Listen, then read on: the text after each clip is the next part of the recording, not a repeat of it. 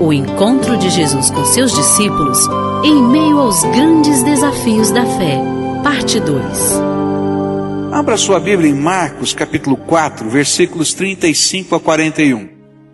A palavra do Senhor nos diz assim: Naquele dia de tardinha, Jesus disse aos discípulos: Vamos para o outro lado do lago.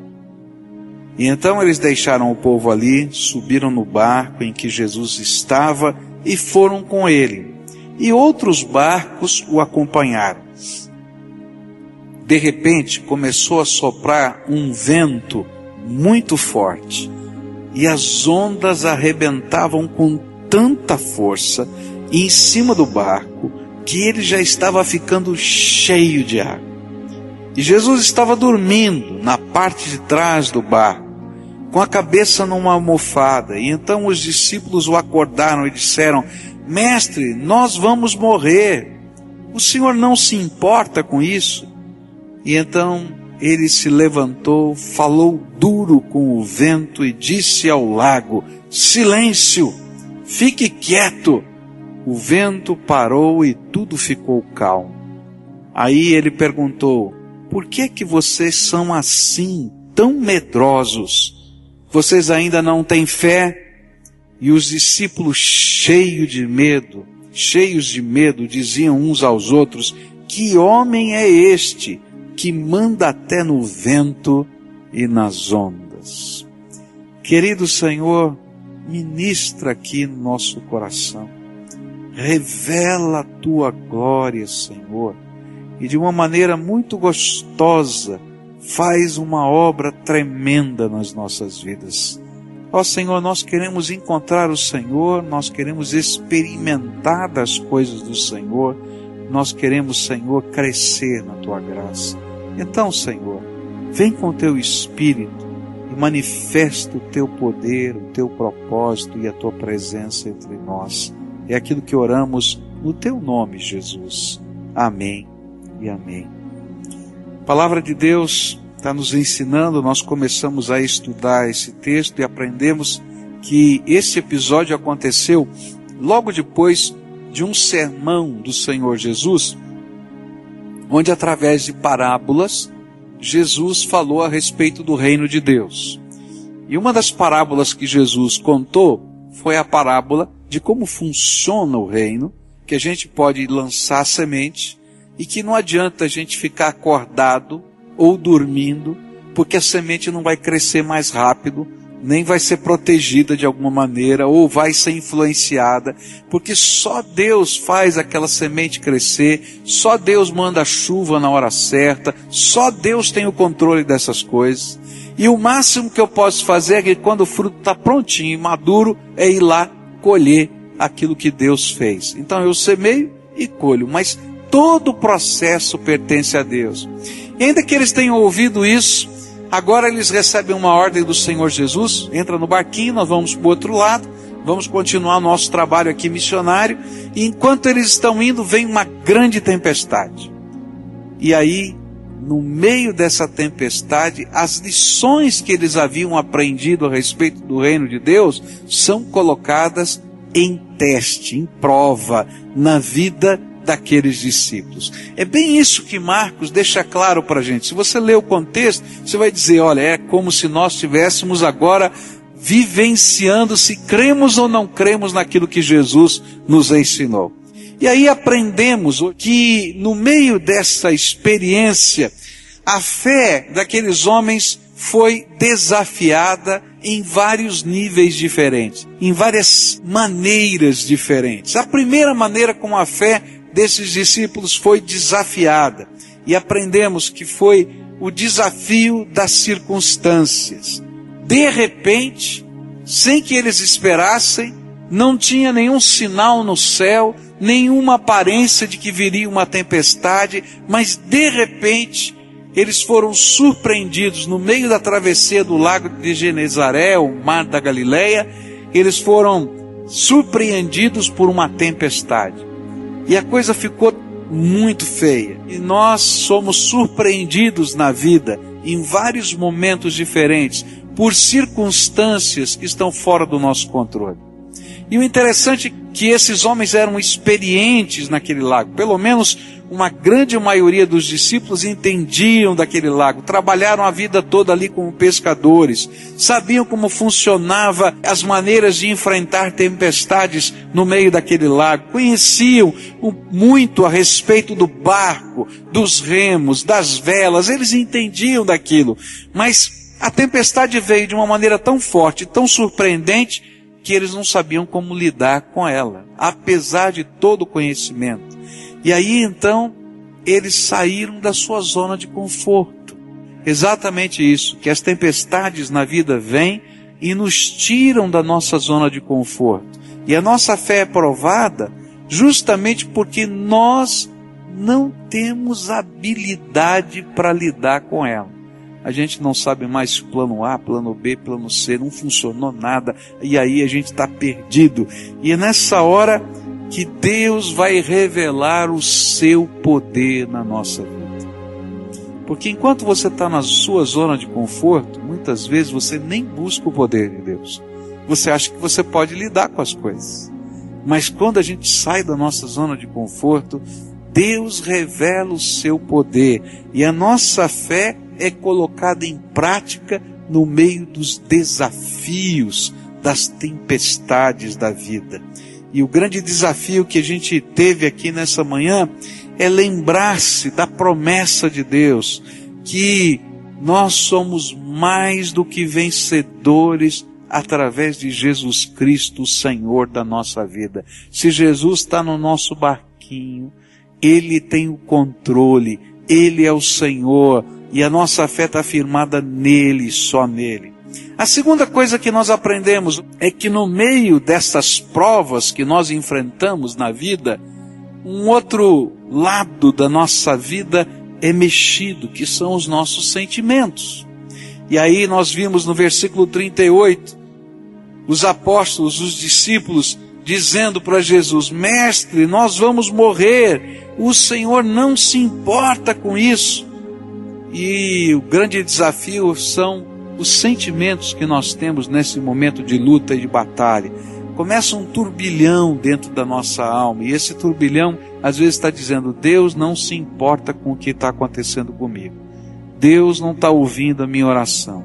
Deus não está preocupado com a minha dor. Deus, enfim. E quando eu começo a acreditar nestas coisas, como eu posso confiar num Deus de quem eu desconfio das suas intenções? Se de fato Ele me ama. E o grande desafio da fé é crer que Deus continua me amando e que Ele não mudou, mesmo no meio das batalhas que a gente esteja enfrentando na vida. E que muitas vezes Deus está bem do nosso lado, está dentro do barquinho. Ele não falou nada, mas Ele está lá. Ele nunca deixou de estar. E a gente não é capaz de perceber que só pelo fato dele estar, nós já estamos guardados e protegidos, porque Ele é o Senhor de todas as coisas.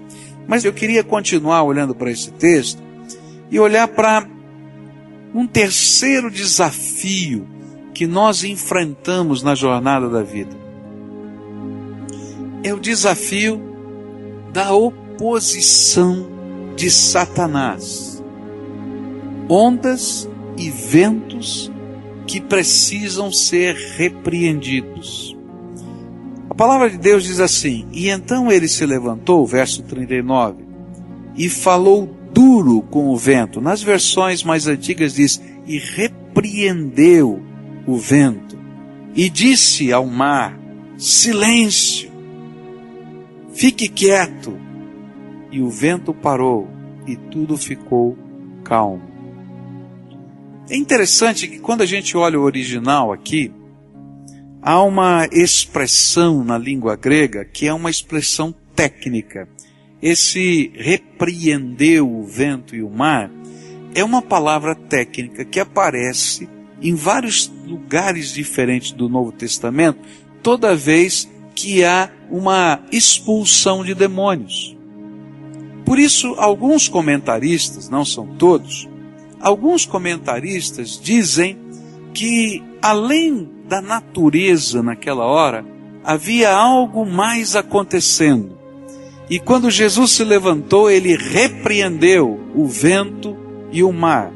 Alguns comentaristas dizem que ele estava indo para o outro lado do lago, onde haveria um grande enfrentamento. Se você continua lendo o Evangelho de Marcos, você vai encontrar que no capítulo 5 ele vai se deparar com um homem possesso por demônios.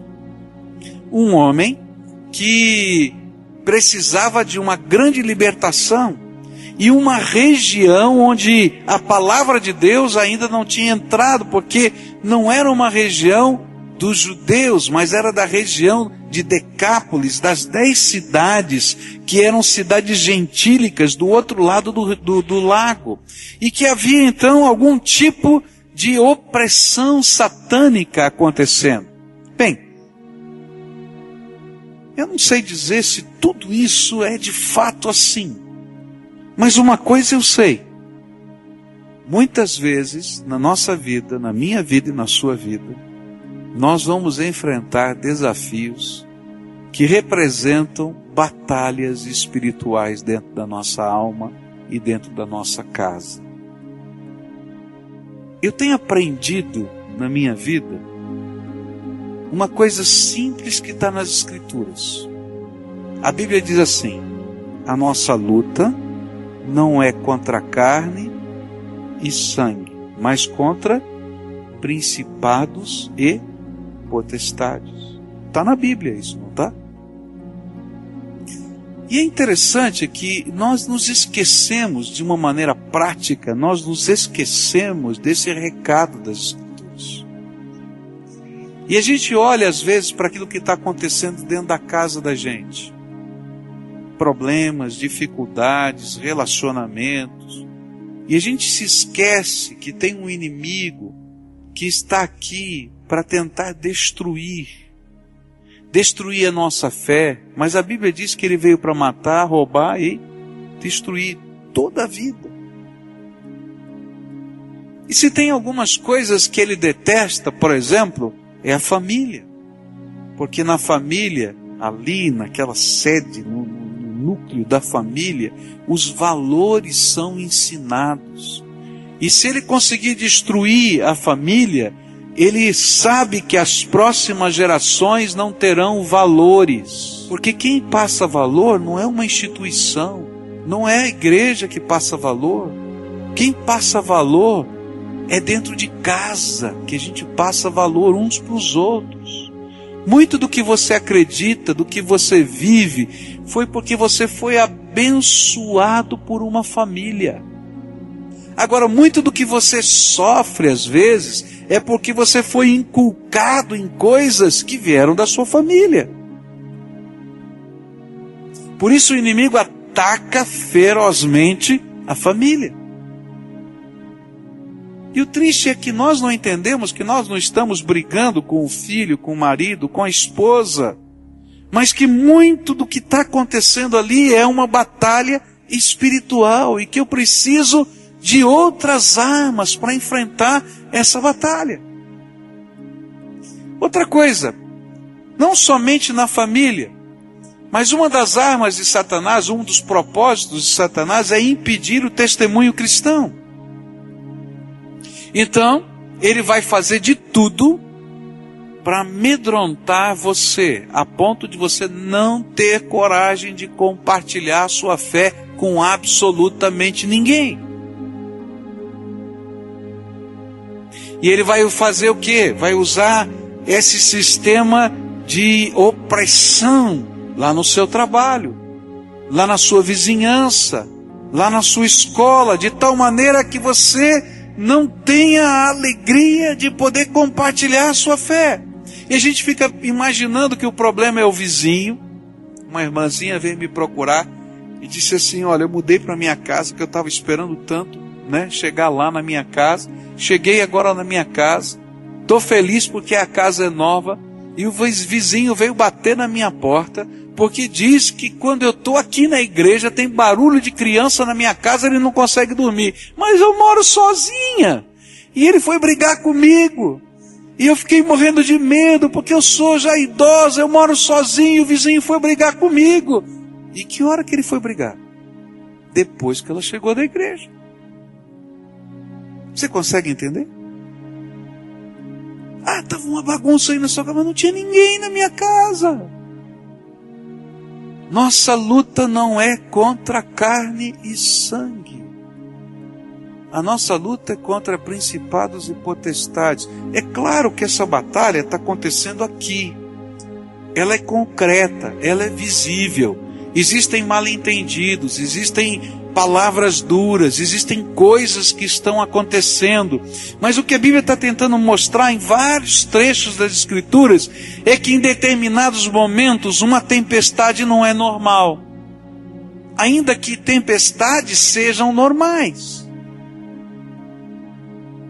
Que em determinados instantes, aquilo que a gente está enfrentando foge à normalidade. E que são verdadeiros ataques de Satanás na nossa vida. E quando esses ataques vêm, não adianta eu usar estratégia, não adianta eu usar a psicologia, não adianta eu usar o senso comum, porque se a batalha for espiritual, ela só será vencida no poder do Espírito Santo de Deus. Ela só será vencida quando a gente colocar em prática os valores do reino de Deus. Conversava com um pastor que estava vivendo uma batalha muito intensa, e ele tomou algumas atitudes estranhas. Ele ficou tão bravo, ele é um advogado e é pastor, que ele moveu 8 ações na justiça contra colegas pastores. E ele trouxe um pacote de documentos. Pastor, olha aqui, tem esse documento, tem aquele outro, tal. E estávamos, graças a Deus que eu não estava sozinho, tinha uns 10 ou 15 pastores conversando com ele. Passamos uma tarde ali conversando. E aí dissemos para ele: querido, não é assim no reino de Deus. Funciona lá fora, mas assim não funciona aqui dentro. Isso aqui não vai gerar ganho nenhum. O reino de Deus não vai ser abençoado. Não é assim que funciona. Mas o que eu faço? Você entrega os seus direitos. Como? De que jeito? Falei, do mesmo jeito que Jesus ensinou. Se alguém bater na tua face, você faz o quê? Chama a polícia. Dá um tiro na cara dele, é isso? Não, o que a gente faz? O que a Bíblia ensina? Dá outra face. O que Jesus está dizendo? Abra mão dos seus direitos. Se mandar caminhar 1 milha, você faz o quê? Anda 2. O que ele está dizendo? Abra mão dos seus direitos. Queridos, nas batalhas espirituais, eu tenho que usar as armas do Espírito. E as armas do Espírito são o poder de Deus, mas são os valores do reino de Deus que nós vamos vivenciá-los no nosso dia a dia. E a gente vai, dessa maneira, fazer o que a Bíblia ensina, amontoar brasas vivas sobre a consciência das pessoas. E não tem arma mais poderosa do que essa, do que quando a gente coloca graça, amor, misericórdia. As pessoas não conseguem lutar. Você talvez esteja vivendo uma batalha espiritual. Jesus está no barquinho da tua vida. As ondas e o mar estão enfurecidas. Você tem clamado ao Senhor. Ele é o Senhor de todas as coisas. Talvez você tenha que repreender essas forças. Talvez elas precisem ser confrontadas, mas não enquanto pessoas, mas como forças do mal que precisam ser repreendidas, discernidas, e que os propósitos que eles têm, que essas forças têm, não alcancem, não prosperem no nosso coração. Sabe o que o inimigo quer? Nos fazer desistir de cumprir a vontade do nosso Senhor e de fazer aquilo que Ele nos mandou fazer. Jesus quer que a gente entenda que quando a gente vive isso, a autoridade dele se revela no meio das nossas batalhas. E há batalhas espirituais que acontecem no nosso dia a dia, queridos, que você, com toda a sua técnica, técnica, com todo o seu conhecimento, com toda a sua capacidade, não vai resolver. Mas quando o pastor Jesus vai à nossa frente, ele dá uma palavra, e não há poder da natureza ou fora da natureza que possa deter o Senhor dos senhores e o Rei dos reis. Por isso, eu posso abrir mão dos meus direitos. Por isso, eu posso abrir mão de ficar segurando todas as coisas, porque eu posso confiar naquele que é Senhor de todas as coisas. Quando o diabo tenta tirar com uma mão, Deus já nos entrega a graça com as duas. E é bênção. Por quê? Quem é este Senhor que é capaz, que com a palavra do seu poder, é capaz de repreender o vento, o mar, a natureza, os domínios e as potestades? Nessa hora, no meio das batalhas que você está vivendo, no meio da opressão do inimigo, sabe onde você está? No colo de Jesus, lá no trono de Deus. É isso que a Bíblia está dizendo. Pela fé nele, você não tem que pedir acesso, porque a sala do trono já está aberta para você. E o Rei dos reis, Senhor dos senhores, é aquele que te abraça no seu amor. E quando a gente começa a entender a nossa posição em Cristo, uma das grandes armas de Satanás, que é o medo que nos paralisa, o medo de que nos roubem, o medo de que nos aviltem, o medo de que os nossos direitos, ele vai embora e a gente tem tremenda paz, porque eu estou assentado no colo do Senhor da glória. E muda a minha perspectiva. Mas quando eu não consigo entender isso, eu quero usar todas as minhas ferramentas para tentar construir a minha segurança. Queridos, a Bíblia diz: o que é a vossa vida é como um vapor que passa por um pouquinho de tempo e se desvanece. Você não consegue segurar nada.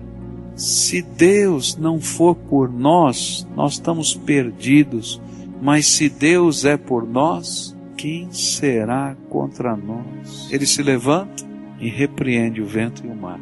E quando Jesus, o pastor da nossa vida, toma a nossa causa nas tuas mãos, nas suas mãos, quem pode com ele? Olha só o que o Senhor Jesus prometeu em Marcos 16. Eu acho tremendo esse texto. Alguns discutem sobre ele, mas eu creio em cada palavrinha que está aqui, como palavra viva de Deus. Quem crer e for batizado será salvo, mas quem não crer será condenado. E estes sinais acompanharão aos que crerem. Em meu nome expulsarão demônios, falarão novas línguas, pegarão em serpentes, e se beberem alguma coisa mortífera não lhes fará dano algum, e porão as mãos sobre os enfermos, e estes serão curados. Sabe do que a Bíblia está falando no finalzinho do Evangelho de Marcos? Das coisas que estavam acontecendo no seio da igreja, como sinais tremendos do poder de Deus. Eu nunca vou me esquecer do testemunho que deu o Dr. Shedd num dos sermões que ele pregou, nem me lembro quando foi, onde ele pegou esse versículo e contou a história de uma pessoa que ele conheceu. Essa não é uma história que está no livro, ele conheceu essa pessoa numa das suas viagens. Um desses nossos mártires da fé, desses homens que estão em lugares difíceis, são missionários pregando o Evangelho e são perseguidos por causa da fé. E aí esse homem foi preso e aquele que o prendera disse: você crê na Bíblia? Você crê nesse Jesus? Ele disse: eu creio. Você crê em tudo que a Bíblia diz? Ele disse: eu creio em tudo que a Bíblia diz. E aí então eles leram esses versículos. Um daqueles versículos que diz assim, esse que está aqui, que nós lemos, que se bebermos alguma coisa mortífera, não lhes fará dano. Ele pegou um copo e disse assim: aqui tem veneno. Se você crê em Jesus, isso aqui não vai fazer mal para você. E eu vou mandar você beber. Se você continuar dizendo que crê em Jesus, eu vou mandar você beber. E então ele disse, não tem problema, eu creio em Jesus. Vivendo ou morrendo, eu vou continuar crendo em Jesus. E ele então tomou todo o copo de veneno. E todo mundo ficou esperando a hora que aquele homem ia estribuchar. E nada aconteceu. Porque Jesus é tremendo e poderoso. Eu não estou mandando você tomar veneno em casa não, hein? Eu quero dizer que se for preciso, o Senhor Jesus é capaz de fazer qualquer milagre. É só isso. Eu não estou dizendo para você tomar um veneno que você vai ficar... Não, naquele momento de confronto, a glória de Deus tinha que se revelar. E aqueles que o prenderam se renderam a Jesus porque viram a glória de Jesus naquele lugar. Eu não estou contando uma história que eu li. Nós ouvimos esse testemunho de quem viveu isso, que conversou com quem viveu. Queridos, as batalhas espirituais, elas existem, elas fazem parte da nossa história, elas fazem parte da nossa vida. A nossa luta não é contra carne e sangue. Nós precisamos dos valores de Deus na nossa vida, nós precisamos da mansidão do Senhor na nossa vida, nós precisamos do poder de Deus na nossa vida. O que está acontecendo na tua casa, você talvez esteja vivendo uma batalha muito grande de família. Entenda, se o diabo destruir a família, a sua família, ele está tentando impedir que os valores que você tem se tornem valores que passem para a próxima geração. Então, entenda que as batalhas que acontecem dentro da sua casa são batalhas espirituais. Os valores do reino têm que ser vividos: misericórdia, graça, amor, perdão, poder de Deus que transforma. Eu dou os meus passos de fé, misericórdia, graça, amor, perdão, e deixo que a transformação faça aquele que tem poder para fazer. E vai chegar um momento em que isso vai acontecer. E queridos, isso não vai acontecer automaticamente. Algumas vezes eu vou fazer investimento de anos de vida. Mas quanto vale a tua família? Tem valor? Dá para a gente calcular o valor da sua família? Não, queridos, eu vou investir a minha vida nas pessoas mais preciosas que existem para mim. Mas há batalhas em outras áreas. E talvez você esteja sendo perseguido, talvez você esteja sendo aviltado em algum momento. Entrega os teus direitos. E Deus vai revelar a glória dele no momento oportuno. A Bíblia diz, humilhai-vos debaixo da potente mão de Deus e ele a seu tempo vos exaltará. Agora, se você tomar os seus direitos nas suas mãos, talvez você ganhe uma batalha. Mas no fim de tudo você vai perder a guerra. Porque uma ovelha nunca ganha de um lobo. A última coisa que eu queria deixar com os irmãos, quando termina tudo isso, está tudo calminho. Os discípulos estão olhando e não estão entendendo nada. Jesus diz assim, e aí ele perguntou, por que vocês são assim tão medrosos? Vocês ainda não têm fé? E o quarto desafio desse texto para mim é o retrato da nossa fé. De alguma maneira, em cada batalha, em cada luta, em cada prova que eu estou vivendo, o Senhor Jesus está mostrando para mim um retrato da minha fé.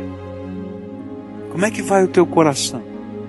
Você está ouvindo tantos sermões há quanto tempo? Mas sabe a hora que vai sair o retrato da sua fé? Não é no final do culto. É quando você sai lá fora. E que você tem que enfrentar a tua vida. E que você vai ter que colocar os valores da palavra de Deus em prática. E tomar decisões difíceis. Porque todas as pessoas vão dizer, olha, isso aí não funciona, só está na Bíblia. Mas nos dias de hoje não funciona. E aí a gente tem que viver a fé. E uma das grandes batalhas vai ser o medo de que funcione ou não funcione. E o medo é justamente aquilo que rebate a nossa fé. O que Jesus estava dizendo para os seus discípulos é que o tempo estava passando. O treinamento com Jesus para a missão de cada um desses discípulos iria se encerrar porque ele ia subir aos céus. O Senhor queria colocar esses homens como comandantes do exército de Deus aqui na terra, em meio a uma batalha. Mas esses homens precisavam perceber como ia a fé de cada um deles, o que de fato tinham aprendido com Jesus. E um dos propósitos de Deus permitir que nós passemos por lutas, enfrentamentos, é para que saiamos da nossa zona de conforto e possamos dar passos de fé sempre. Eu tenho visto gente, eu vou pegar aqui alguns exemplos, não me entendam mal. Eu tenho visto gente passar por grande batalha financeira. E geralmente quando a gente pergunta assim, você é um dizimista fiel? Geralmente a pessoa diz, não. Eu geralmente digo, olha, eu vou orar por você, mas Deus talvez queira ensinar uma lição para você. Eu não quero dizer que um dizimista fiel não passa por batalhas financeiras. Eu quero dizer para você que Deus cumpre a sua promessa. Eu já vivi tantas situações na minha vida. Porque quando a gente entende que quem nos sustenta é Deus, e que Ele disse que Ele é dono de tudo, e a gente devolve a 10ª parte, porque tudo é dele, e que se eu não devolver, eu estou fazendo uma apropriação indébita daquilo que não é meu. É a mesma coisa que eu tivesse todo o controle do caixa da loja e eu peguei e não devolvi para o dono da loja o que devia ter sido devolvido. Por isso que a Bíblia usa uma palavra pesada, diz que aquele que não entrega o dízimo é ladrão. Então eu vou dizer assim, olha, eu vou orar por você, mas você tem que aprender uma lição de depender e crer nos métodos de Deus. Mas pastor, depois que eu resolver a minha encrenca, eu vou lá e vou começar. Não funciona assim. A gente vai dando passos de fé. E enquanto a gente dá passos de fé, Deus abre as janelas dos céus e derrama sobre nós a bênção. Mas eu não estou falando só de dízimo, eu estou falando dos valores do reino de Deus. Se você está vivendo uma situação difícil na sua casa, você vai ter que ir lá e perdoar, pedir perdão, abrir mão dos teus direitos. Passos de fé concretos. O retrato da nossa fé é um desafio a dizer, cumpra aquilo que eu já te ensinei. É interessante que Deus vai colocando a gente em determinadas situações. Por exemplo, quantas vezes você tem aprendido que a gente precisa orar e ler a Bíblia? Mas quantas vezes a tua vida está entulhada a tal ponto que você não tem tempo nem para orar e nem ler a Bíblia? Eu não estou falando nada novo, não é? Aí Deus vem e dá uma chacoalhadinha na sua vida, bem de leve, não precisa fazer muito. O que é que você vai fazer logo de cara? Orar e ler a Bíblia. Então eu não sei o que eu peço. Senhor, tira essa luta, manda mais, Senhor, manda mais, para o povo orar mais. Como é que eu oro? Você está entendendo? Porque Jesus mostra para a gente um retrato da nossa fé. Filho, vamos começar. Olha o Senhor falando, não precisa nem pedir. Começa a me adorar. Enquanto você estiver me adorando, eu vou derramar a graça. Que coisa tremenda. Ah, Senhor, eu vou ficar aqui te adorando. Porque essa graça vai ser derramada, eu tenho certeza. Se Ele prometeu, Ele vai cumprir. Vocês estão entendendo? Deus coloca um retratinho da nossa fé para a gente crescer e acertar aqueles valores que não entraram em prática na nossa vida. Talvez alguns só vão entender que estamos em uma guerra espiritual se vierem ondas que só podem ser vencidas se forem repreendidas no poder de Deus. E aí nós precisamos aprender a ter discernimento espiritual. Outros só vão colocar a sua vida a serviço do Rei se forem impelidos por tempestades. Ah, queridos, nós vivemos um tempo de muito conforto, em que a gente senta-se confortável, assiste o culto, alguns estão lá em casa assistindo pela internet, vou ficar aqui e tal. Queridos, domingo é dia do Senhor, sirva ao teu Deus. É o dia que você foi separado só para Ele, foi só para você, não. Qual é o teu ministério? Se dispõe a servir, a ser uma bênção. Porque se você não se mexe, Deus vai dar uma chacoalhada. Porque Ele colocou dons dEle na tua vida para você ser uma bênção. Você está entendendo? E se a gente não entende, a gente guarda só para a gente. Os recursos do reino de Deus estão parados aqui e não estão sendo bênção nessa terra. Então Deus vai dar uma mexidinha. Ah, Senhor, dá uma mexida forte. Mexe mesmo, em nome de Jesus. Porque a gente precisa acordar. O propósito do nosso Senhor não é que você se conforme com as coisas que estão acontecendo, mas que você busque crescer nesta caminhada da fé, a ponto da sua fé transformar o mundo. Semear é uma grande lição de fé. Eu acho tremendo isso. Porque às vezes você, se for um agricultor pobre, você tem no seu celeiro um saco de grão, que precisa ser semeado.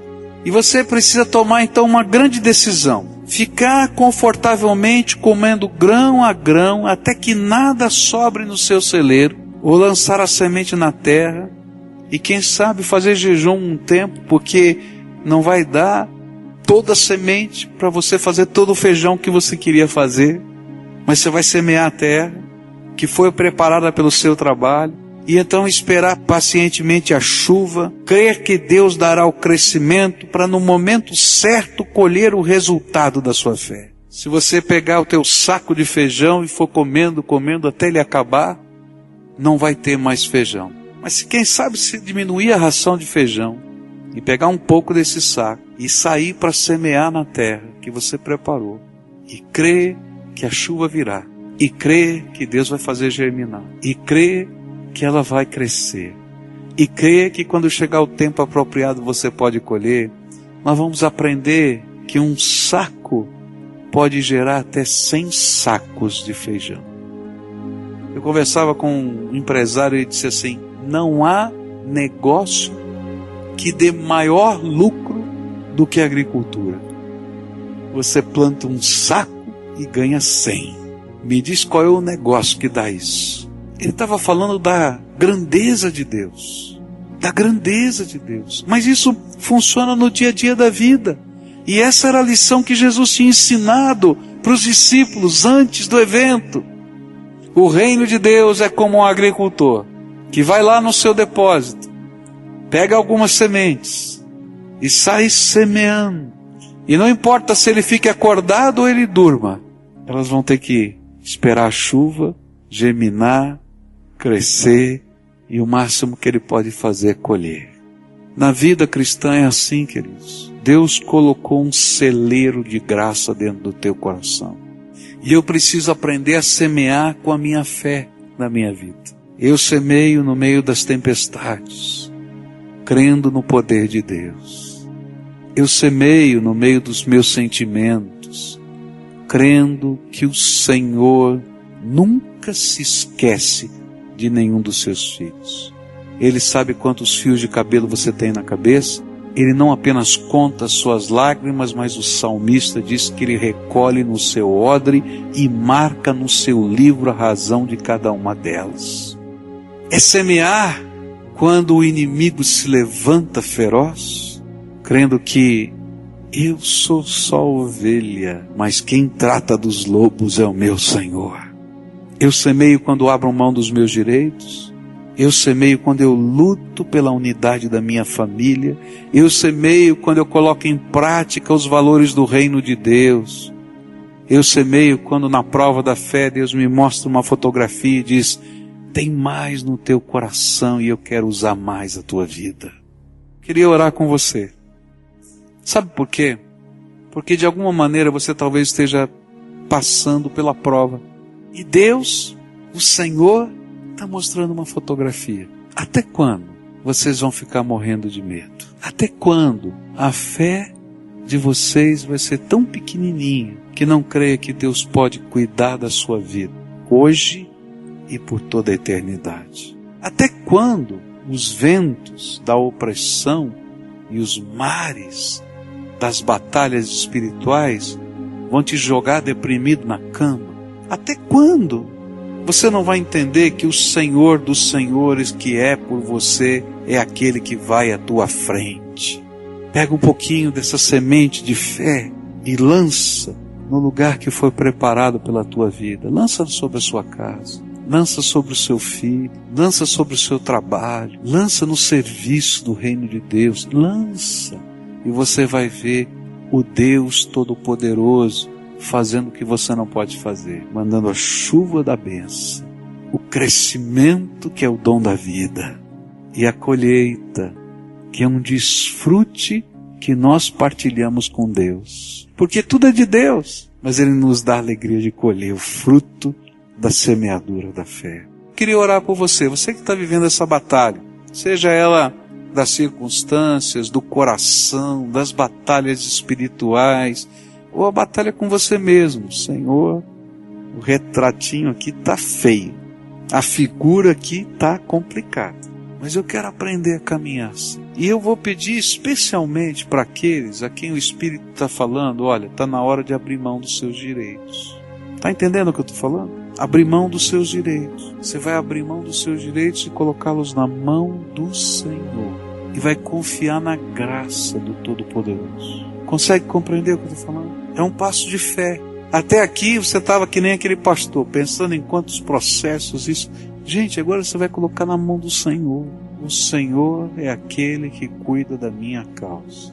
E é sério isso. Eu quando entro naquele meu escritório, fecho a porta e eu coloco as minhas causas na mão de Deus. É tremendo. Eu vou ser só ovelha. Eu vou descansar minha casa. Eu vou descansar o meu filho. Eu vou descansar minha alma nas tuas mãos. E eu vou assistir a tua sabedoria. Eu vou pegar aqueles trechos da palavra que são valores e que eu sempre tive medo se eles funcionam ou não na vida prática e vou experimentar, Senhor. E quando a gente faz isso, a gente dá passos de fé para a maturidade espiritual. Porque maturidade espiritual não tem nada a ver com quantos anos de crente você tem. Tem a ver com quanto da palavra de Deus você coloca em prática, né? Esse é tempo da gente dedicar ao Senhor. Olha, é coisa séria. Umas das coisas que você está colocando mexe com a essência da tua vida. Uau, Senhor. Mas eu vou confiar na tua graça. Eu vou confiar na tua graça. Eu vou confiar na tua graça. Essa batalha é espiritual, eu vou confiar na tua graça. Porque quando Jesus se levanta no barquinho, Ele repreende e não tem quem segure. Ele é o Senhor. Ele é o Senhor. Ele é o Senhor. Ele é o Senhor. Só Ele, mais ninguém. Ele é o Senhor. E a gente vai confiar na graça. Eu não tenho poder, você sabe, eu falo sempre isso, eu não tenho poder. Mas Jesus que vai ouvir a nossa oração é quem detém todo o poder do céu, na terra e debaixo da terra. Ele é o Senhor. E quem vai responder a oração é o Senhor, que vai tocar a tua vida e abençoar você. E nós vamos estar orando juntos aqui. Olha, a primeira parte da oração é sua, só você. Que direito você vai colocar no altar? O que é que o Espírito ministrou na tua vida? O que é que o Espírito ministrou sobre lobo e ovelha? Toma uma atitude que o Espírito Santo está falando agora, mas fala isso com as tuas palavras na presença do Senhor. Senhor, o Senhor me ensinou, o Senhor ministrou isso no meu coração. E eu vou te entregar. Eu quero experimentar o teu jeito e o teu processo na minha vida. Pede isso para o Senhor. Tem pessoas amadas, talvez, que machucaram o teu coração. Então, com amor, você coloca essas pessoas na mão de Deus. E pega a dor que está no teu coração e coloca no altar de Deus. Você vai deixar lá hoje. E vai pedir que a paz do Senhor Jesus esteja aí. Tem uma batalha que está acontecendo no teu físico. Você não pode com ela, mas Deus pode. Então coloca na mão de Deus agora. Pede a intervenção de Deus. Está acontecendo alguma coisa lá na tua família que precisa de uma intervenção. Então pede, Jesus, eu não posso, eu não sei, eu não consigo. Mas eu quero aprender a caminhar debaixo da tua autoridade. E quero andar segundo o teu propósito, do jeitinho que o Senhor falar nas Escrituras, eu quero viver. Fala isso, de verdade, do coração. o retrato que ele mostrou talvez esteja confrontando você numa área específica. Pega essa área específica e coloca na mão de Deus. Agora nós vamos orar. Senhor Jesus, tem um povo que é teu, querido, precioso, amado, bendito do Senhor. Tu não apenas sabes os nomes deles, mas preparou para eles um novo nome, lindo, maravilhoso, que vai ser revelado na eternidade. E a gente vai receber uma senha para entrar no céu, uma pedrinha branca com um novo nome, está lá nas Escrituras. Eu estou ansioso para pegar a minha pedrinha, que um dia o Senhor vai me entregar na mão e vai dizer, olha, você não se chama mais Pascoal, mas no meu reino eu te dei um nome. Que gostoso! Mas apesar de ser um nome tão precioso, que eu estou curioso para saber, o nome de Jesus está sobre todos os nomes, porque tu és o Senhor. E nesta hora esses teus filhinhos estão aqui para pedir, Jesus, me ajuda a viver a minha fé. Eu quero aprender a abrir mão dos meus valores. Eu quero aprender, Senhor, a ser só ovelha, porque o pastor é o Senhor. Senhor, tira um pouquinho do lobo que está dentro de mim, da sagacidade que às vezes envolve a minha vida. Me ajuda, Senhor, a ser simples de coração, mas sábio na vida espiritual, na vida, Senhor, do dia a dia dos relacionamentos. Ó Pai, eu quero te pedir, Senhor, que os milagres que precisam acontecer comecem a acontecer. Primeiro no coração de cada um, porque se nós não formos transformados, as batalhas vão continuar vindo na mesma intensidade ou maiores. Mas na medida em que somos transformados, poderão vir outras batalhas, mas estas serão vencidas.